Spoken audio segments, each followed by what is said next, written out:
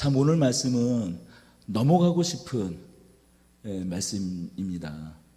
실제로 많은 분들이 창세기를 강의하다가 창세기 34장을 건너뛰는 경우가 많아요. 짧게 말하고 그냥 건너뛰는 경우가 많습니다.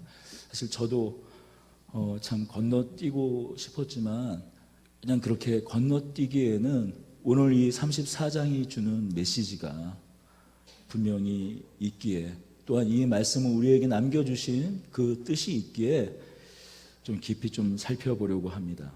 세겜과 여동생 이 디나의 결혼을 전제로 세겜성 사람들이 할례를 받느라 그 통증이 가장 심할 때 다 돌이켰어요. 이 말씀을 피하고 싶은 이유는, 그냥 넘어가고 싶은 이유는 이 이야기의 참혹함 때문이기도 하지만 그보다 더 근원적인 이유는 왜 야곱은 이렇게밖에 안 되는가 하는 거예요. 지난주에 우리 함께 나누지 않았습니까?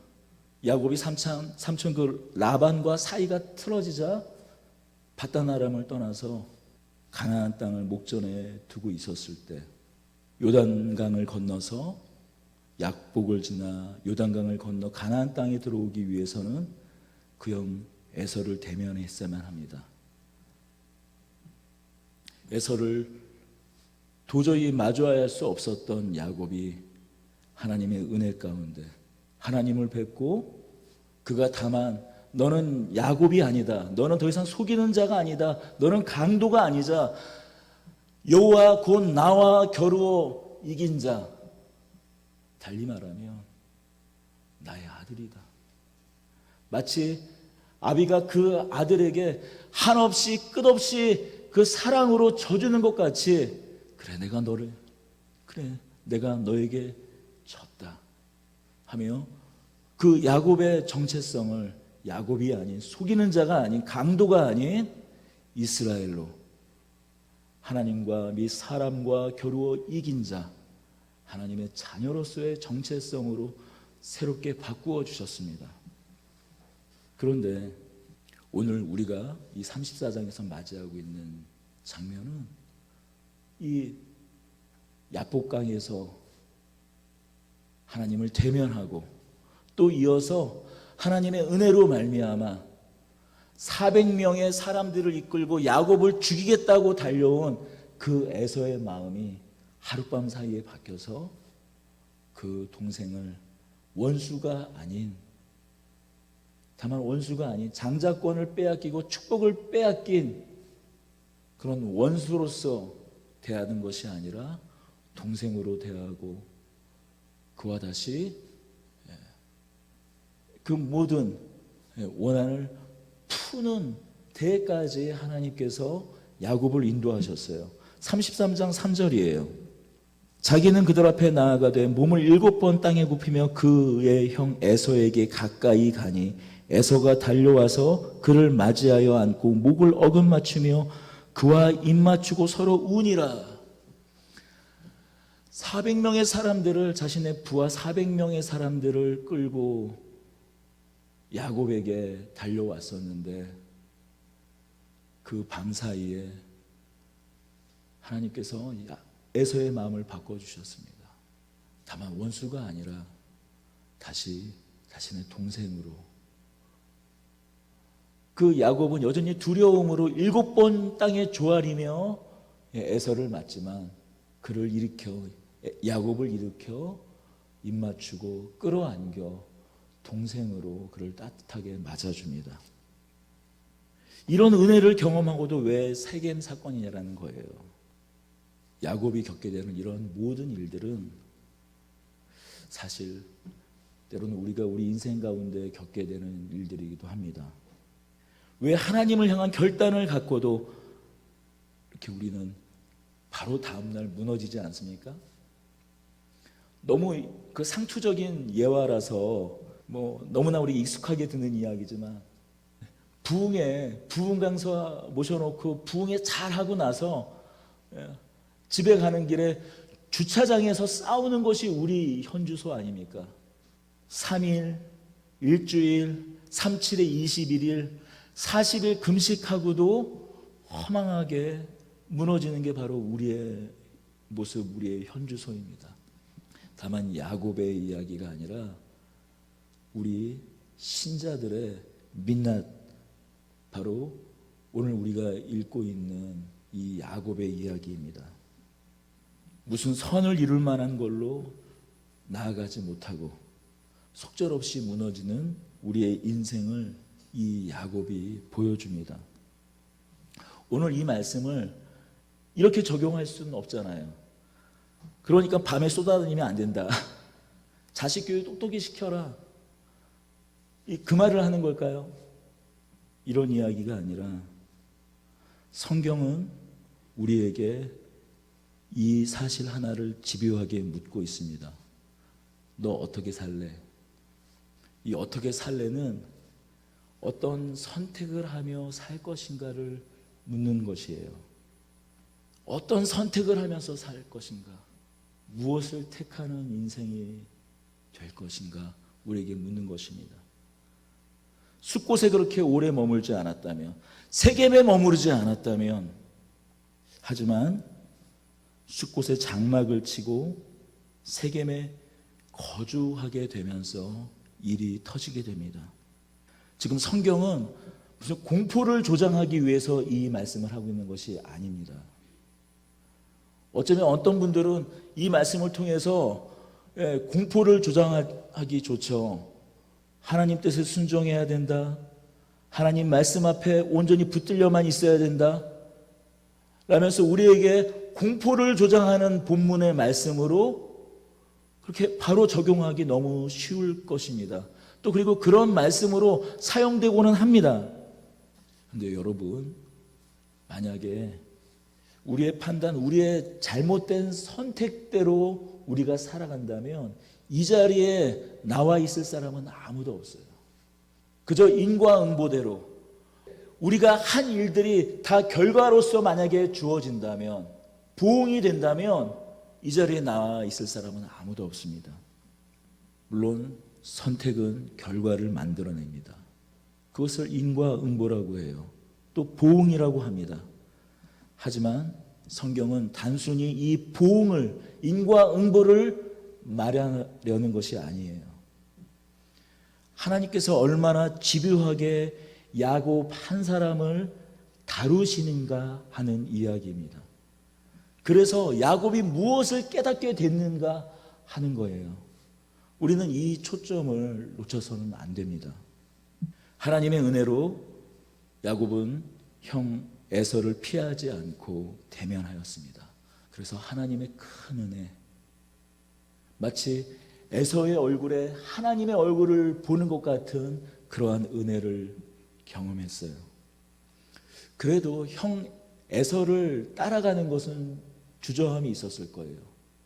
다시 옛날 생각이 나서 자신을 해코지할까 봐 그런 염려가 들어서 형 에서가 자신을 따라 고향으로 바로 내려가자 하는 그것을 완곡하게 거절했었을 것입니다. 그러나 야곱은 숲곳에 자기의 살집을 짓습니다. 자신이 끌고 온 가축대를 보호할 우릿간을 져요.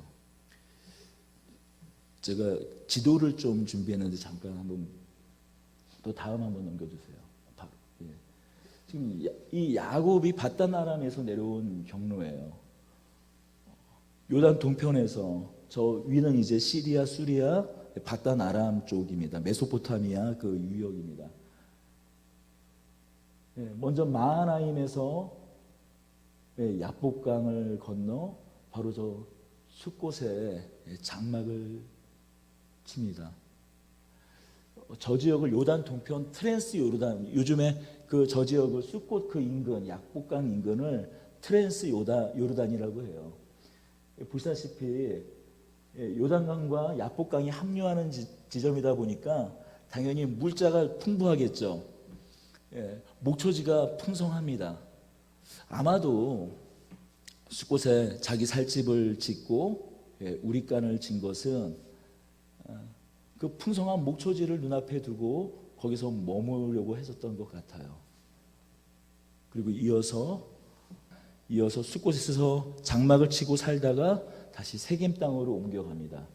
예, 다시 앞으로 넘겨주세요. 세겜 땅으로 옮겨가요. 자, 세겜에서 이 숫곳까지 몇십 킬로 정도밖에 되지 않는 곳이에요. 근데 여기서 몇 년을 거주하는 걸까요? 지금 야곱의 딸 디나가 몹쓸 일을 당한 것이 약 아마도 17살 나이는 아니었을 거예요. 아마도 15살 전후쯤 되었을 것입니다. 그러면 이 디나는 레아의 딸로, 레아가 낳은 그 딸로 아마도 야곱이 밧다람에서 나올 때 3살에서 4살 정도 됐을 것이에요. 그러면 지금 수곳과 세겜까지 이르는 그 어간을 몇 년을 그 땅에서 보내는 걸까요? 10년이에요. 10년입니다. 그 10년의 시간을 수곳과 세겜에서 보냅니다. 지금 이곳이 좋사오니 하고 거기서 머무는 거예요.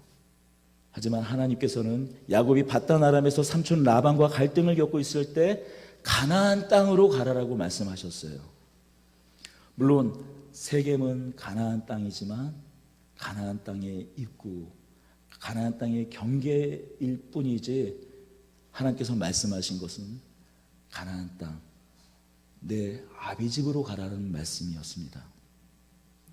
창세기 28장 21절로 가보겠습니다. 창세기 28장 21절입니다. 내가 평안히 아버지 집으로 돌아오게 하시오면 여호와께서 나의 하나님이 되실 것이요. 야곱이 그 형 에서를 피해 밧단 아람으로 도망갈 때, 쫓겨갈 때 베델에서 하나님 앞에 서원하였습니다. 약속하였어요. 내가 평안히 아버지 집으로 돌아오게 하시오면 여호와께서 나의 하나님이 되실 것이요. 그 약속대로 하나님께서는 야곱을 평안히 가나안 땅으로 오게 하셨어요. 33장 18절입니다. 야곱이 밧단 아람에서부터 평안히 가나안 땅 세겜 성읍에 이르러 그 성읍 앞에 장막을 치고 그가 장막을 친 밭을 세겜의 아버지 하몰의 아들들의 손에서 베크시타에 샀으며 거기 제단을 쌓고 그의 이름을 엘헬로헤스 이스라엘이라 불렀더라. 마치 베드로가 변화산에서 모세와 엘리야가 예수님 앞에 나타나 예수님과 함께 말하는 것을 보고 여기가 좋사오니 여기에 장막을 친, 하나님께서 원하시는 것은 변화산이 아니라 변화산을 넘어서 하나님의 영광의 자리, 하나님과 함께하는 더 넘어선 그 자리까지인데 마치 여기가 좋사오니 여기에 장막을 치려고 했던 것처럼, 아니 야곱은 세겜에서 장막을 치는 거예요. 그러나 세겜은 분명 가나안 땅이긴 했지만 경계입니다. 경계이지 가나안, 하나님께서 원하시는 그 가나안은 아닌 것이에요. 창세기 12장 6절과 7절로 한번 가보겠습니다. 창세기 12장 6절과 7절입니다. 아브라함이 그 땅을 지나 세겜 땅 모래 상수리 나무에 이르니 그때 가나안 사람이 그 땅에 거주하였더라. 우리 7절을 같이 읽겠습니다. 여호와께서 아브라함에게 나타나 이르되 내가 이 땅을 내 자손에게 주리라 하신지라. 자기에게 나타나신 여호와께 그가 그곳에서 제단을 쌓고 세덴 땅에 이르러서 이제 가나안 땅의 입구에 이르렀으니 거기에 제단을 쌓는 것, 그것을 나무라 할 것은 없습니다. 하지만 아브라함을 보십시오. 거기서 베델 동쪽 산으로 옮겨 장막을 치니 서쪽은 베델이요 동쪽은 아이라. 그가 그곳에서 여호와께 제단을 쌓고 여호와의 이름을 부르더니, 아브라함은 가나안에 있고 세겜에서만 머무르지 않았어요. 그곳을 지나가 베델로 나아갔습니다. 하나님의 얼굴을 구하며 더욱더 가나안 그 땅 중심으로 나아갔어요. 세겜에서 아브라함과 같이 제단을 쌓을 수는 있습니다. 하지만 야곱은 더 나아가야 하는 것입니다. 베델까지, 아버지 집이 있는 헤브론까지, 마물의 상수리까지 나아가야 하는 것이에요. 중심으로 들어가야 하는 겁니다. 이는 곧 우리의 삶에 하나님을 중심에 두는 것과 같습니다.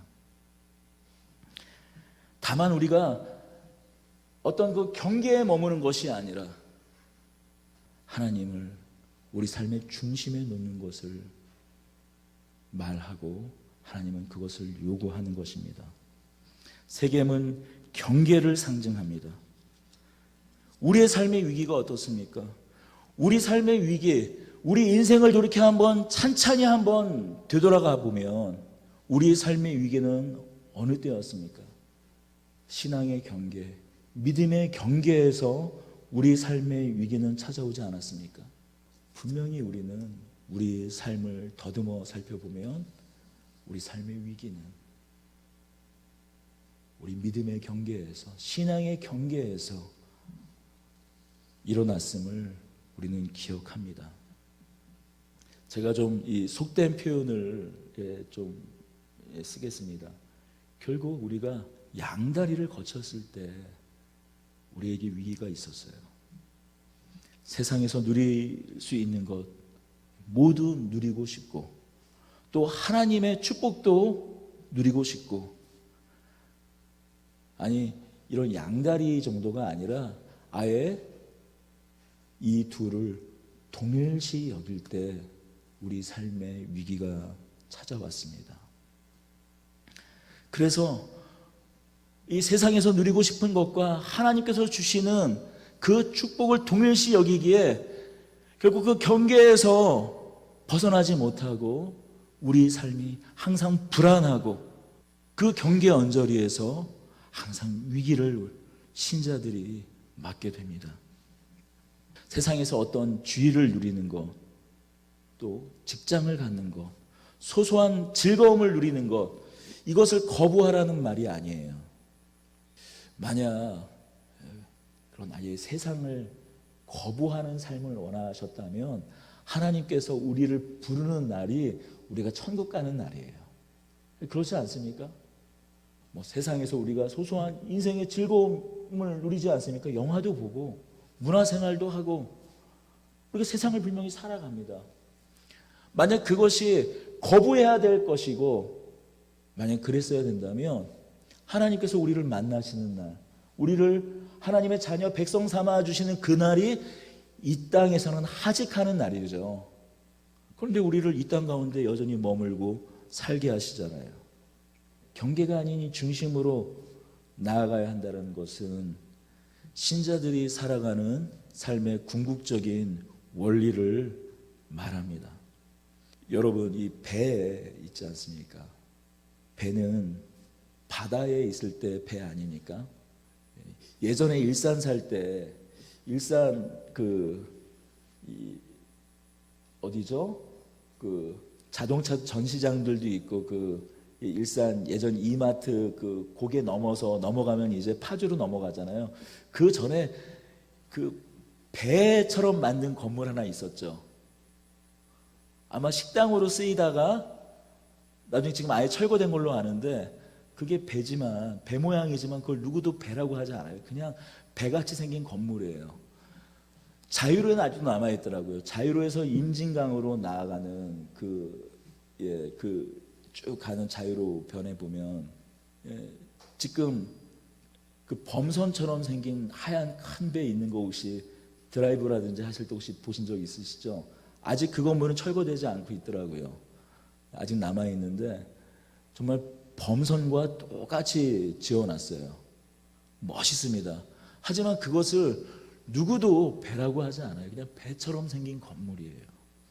분명히 배는 바다에 떠 있어야 배입니다. 배는 바다에 있어야 하지만 배가 아예 바다 속으로 들어가 버리면요, 그건 역시 배가 아니죠. 그냥 침몰선일 뿐이에요. 신자가 마치 이와 같다라는 것입니다. 세상 속에 있으되 배처럼 떠 있는 존재예요.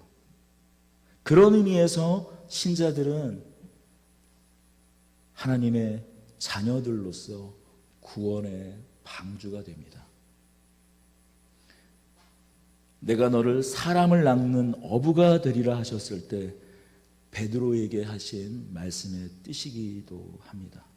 물론 예수님께서 궁극적으로 구원의 방주이시죠. 하지만 지금 당장 사람들의 눈에서 예수님은 보이지 않고 예수님의 제자인 하나님의 백성, 하나님의 자녀들인 우리들만 보입니다.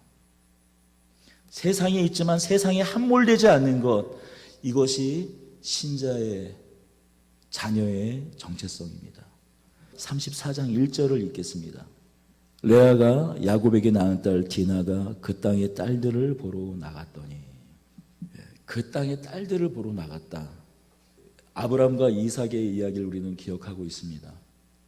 아브라함과 이삭이 자기 아내를 누이라고 속이는 땅이었어요. 가나안 땅은.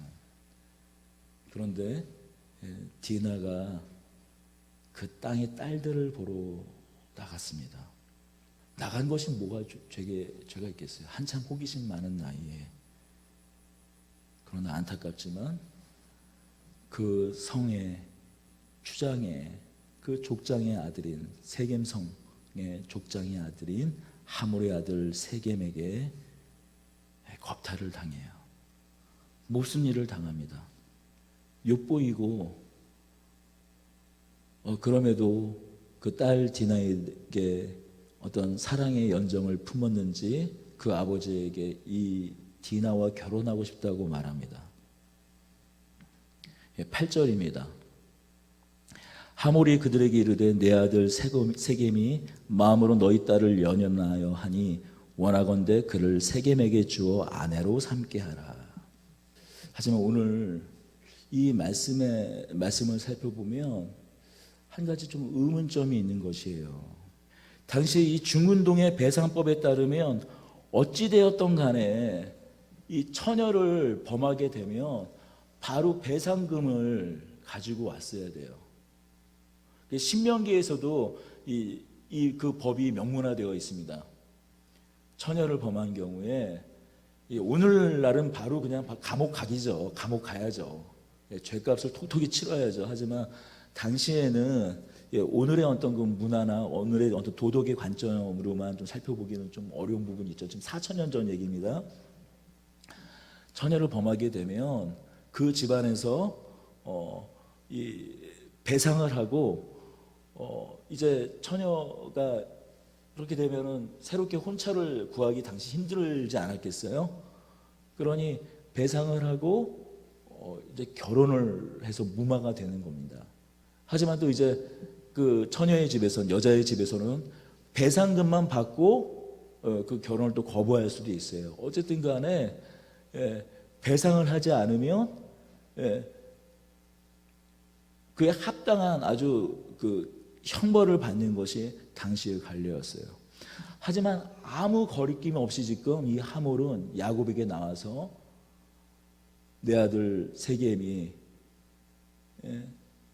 당신의 딸과 결혼하고 싶어 한다고 쉽게 말해버리는 거예요. 지금 어떤 상황을 지금 이야기해 주고 있는 것일까요? 세겜에 있는 사람들의 정황이나 삶의 맥락이나 삶의 모습이나 야곱의 살아가는 삶의 모습이나 전혀 다를 게 없는 거예요.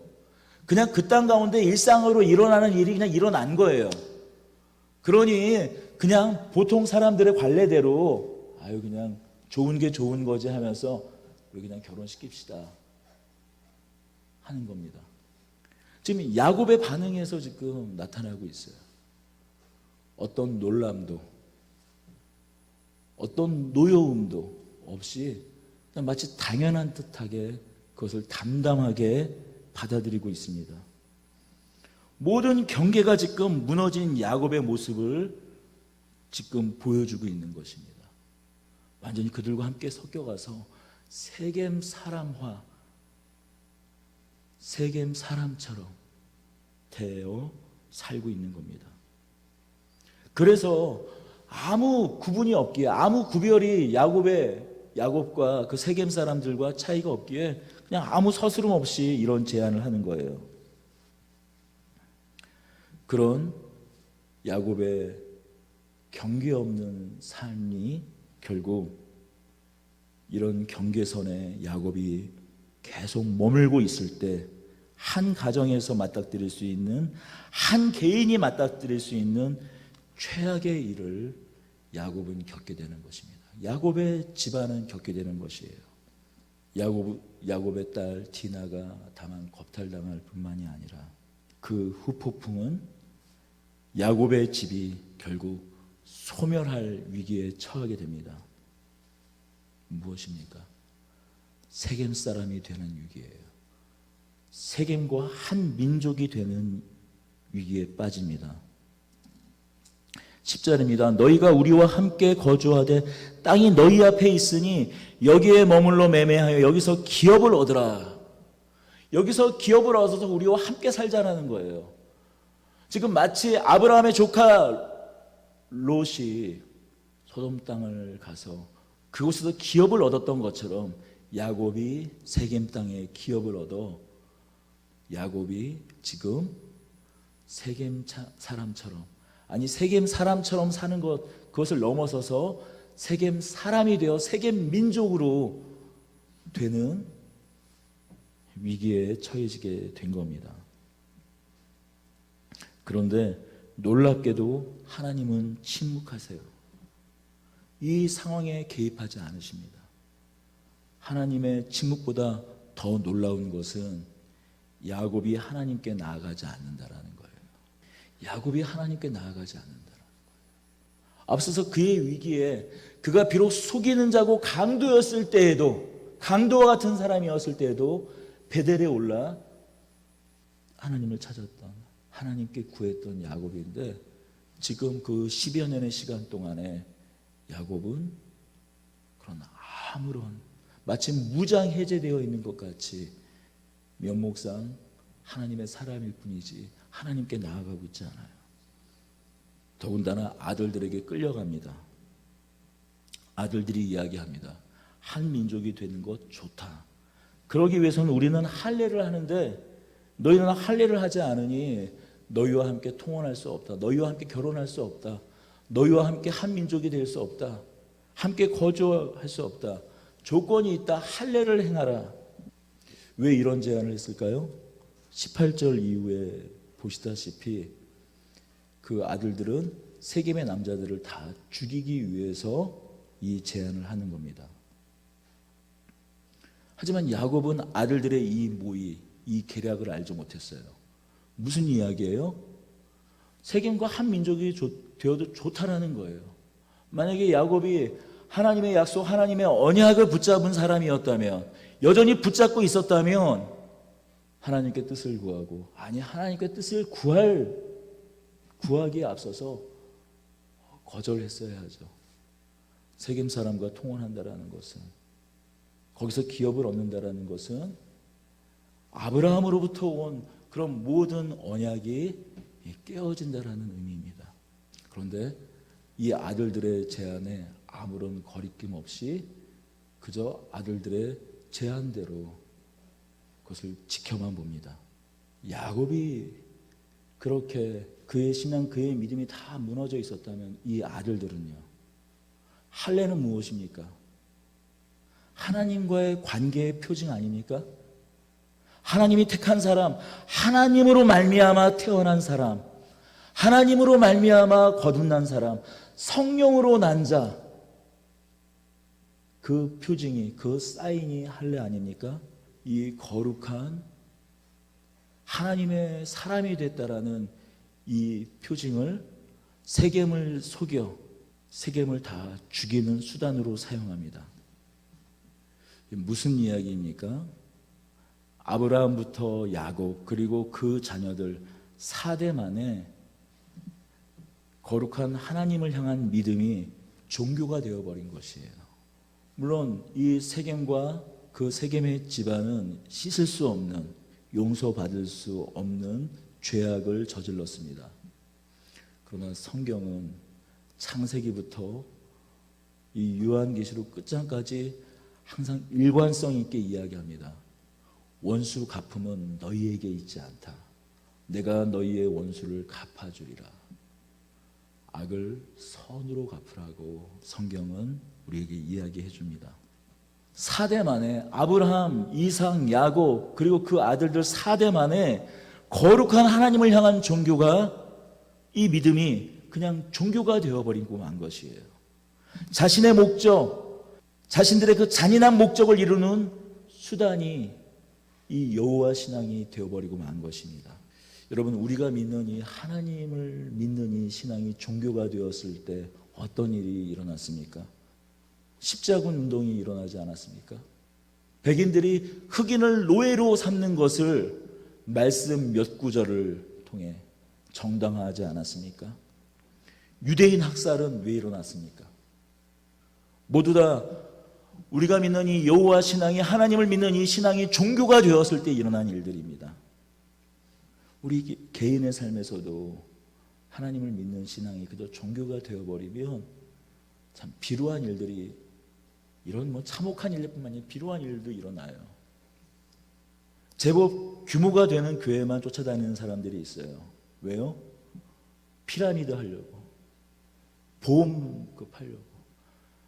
어떻게 성도인데 보험을 하니까 우리가 좀 도와주려고 어떤 그런 거래를 하거나 계약을 맺을 수 있죠. 그러나 아예 피라미드를 하려고, 자신의 무엇인가를 채우려고 제법 규모가 되는 곳들을 쫓아다니는, 계속 옮겨다니는, 이곳에서 그냥 가장 적절한 표현은요, 바로 여기서 이제 뽕을 뽑으면 또 다른 곳으로 갑니다. 계속 수십 년의 신앙을 그렇게 전전하면서 살아가는 사람들이 있어요. 여러분, 우리가 믿는 이 여호와 신앙이, 우리의 믿음이 종교가 되어버리면 일어나는 일들이에요. 우리가 우리의 욕망의 경계선에 머물 때 우리가 진리라고 말하는 하나님의 말씀마저도 탐욕의 도구가 되어버립니다. 마치 이 34장의 모습처럼 우리는 이 성경을 통해서 하나님을 만나게 되기도 하지만 사람의 진면목을 보게 됩니다.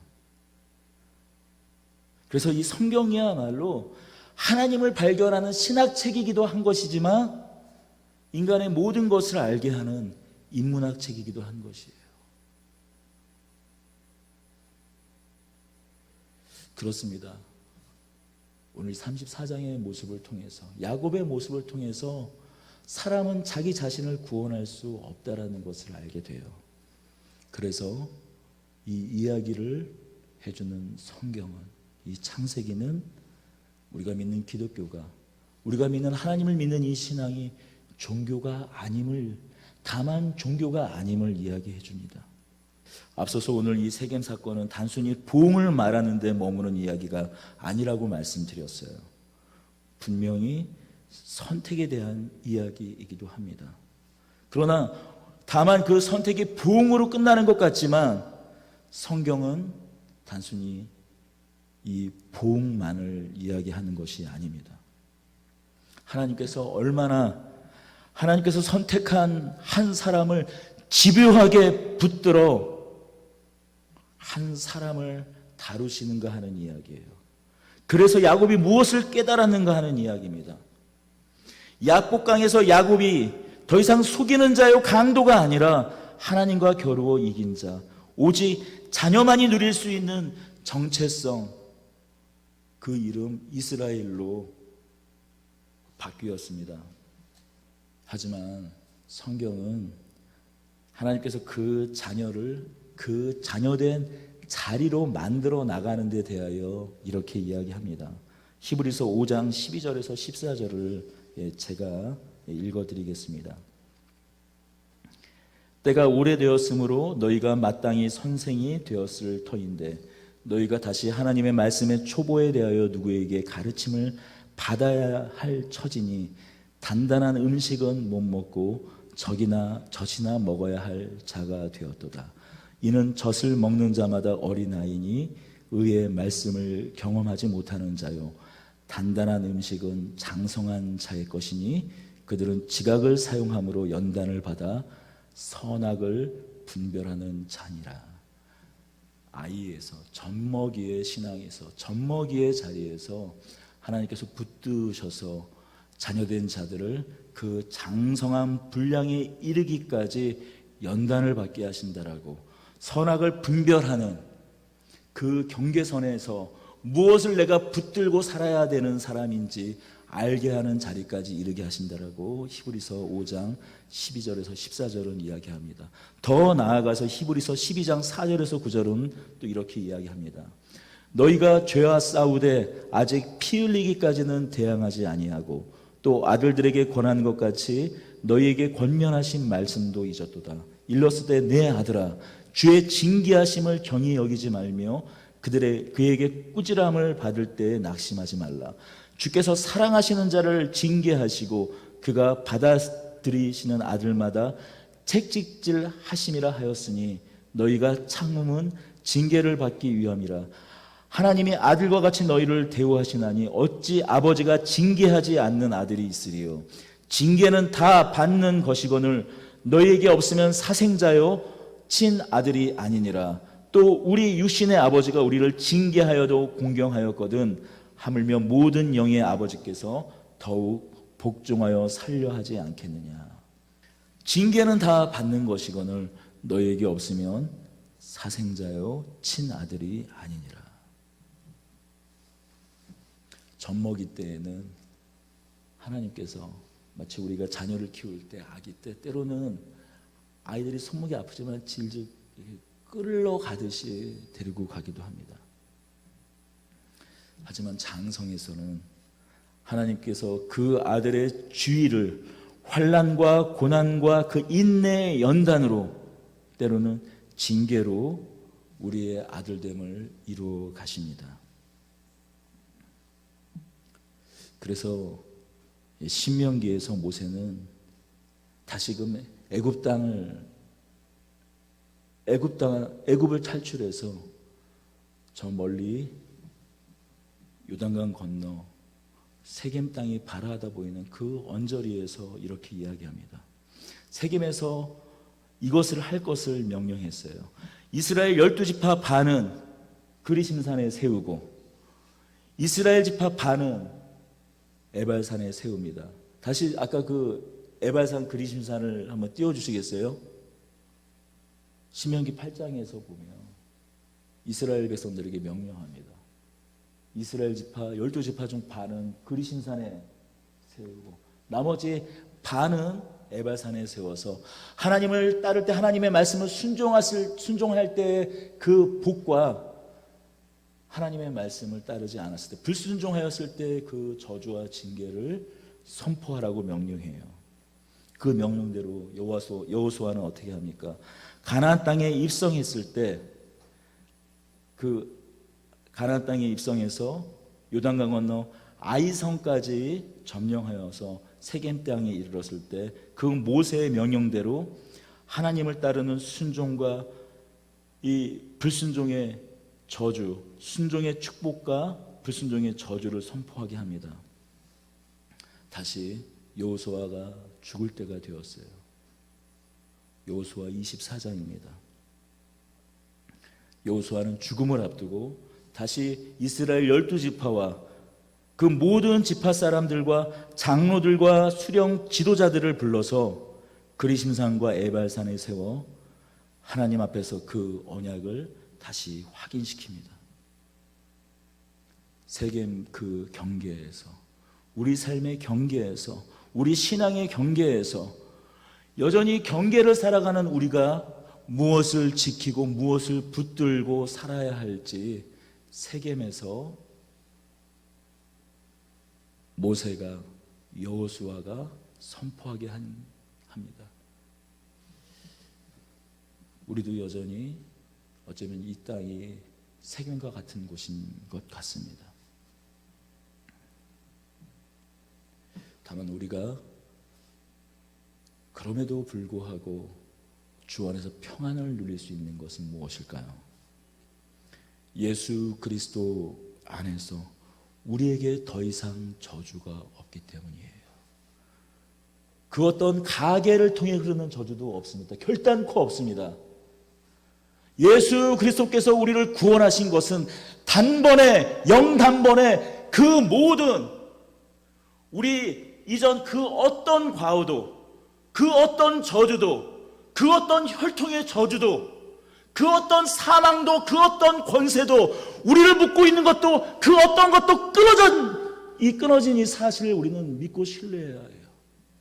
그래서 우리는 주 안에서 평안할 수 있는 것이에요.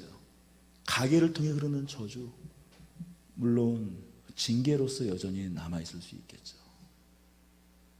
그러나 우리가 이 창세기 그 마지막까지 확인하게 될 것은, 우리가 저주처럼 보였던 것, 이 땅 가운데서 돌이킬 수 없는 그 실수처럼 보였던 것들, 그런 모든 것들을 다 사용하셔서 하나님께서 이스라엘을 이스라엘 되게 하셨습니다. 야곱에서 민족이 되게 하셨어요. 그들을 통하여서 하나님의 나라를, 민족을, 아브라함을 통하여, 이삭을 통하여, 야곱을 통하여서 한 그 약속을, 그 모든 저주와 같은 일들, 만신창이가 되어버린 그 가족들의 그 지난한 삶을 통하여서 하나님께서 그 약속을 이루셨음을 기억하시기 바랍니다. 하나님께서 우리를 자녀로 삼으신 이상 포기하지 않는 열심으로 우리를 빚어 가실 것을 잊지 마시기 바랍니다. 그러니 우리 인생이 세겜 그 경계에서 머무는 인생이 될 것인가, 아니면 일어나 하나님을 향한 온전함으로 나아갈 것인가. 우리가 우리 주님의, 하나님의 자녀된 이상 우리의 그 어떤 선택이든 하나님은 포기하지 않으시고 끝내 우리를 그 뜻하신 대로 인도하실 것입니다. 이것이 기독교입니다. 이것이 우리의 신앙입니다. 기도하겠습니다. 주님, 사망도 천사도 그 어떤 권세도 그리스도 예수 안에서 야곱이 주 안에서 끊어지지 않았던 것처럼 끊을 수 없습니다. 우리를 그 사랑에 묶어주시니 감사합니다. 우리가 그 어떤 어려움 가운데에서도 우리를 결단코 끊어낼 수 없는 그 사랑을 바라보며 소망을 얻고 다시 일어나 주께로 나아갑니다. 감사와 찬송을 올려드리며 주님께 나아가는 저희들 위해 하나님의 은혜와 하나님의 긍휼과 하나님의 사랑을 부어주시옵소서. 우리 주 예수 그리스도의 이름으로 기도드리옵나이다.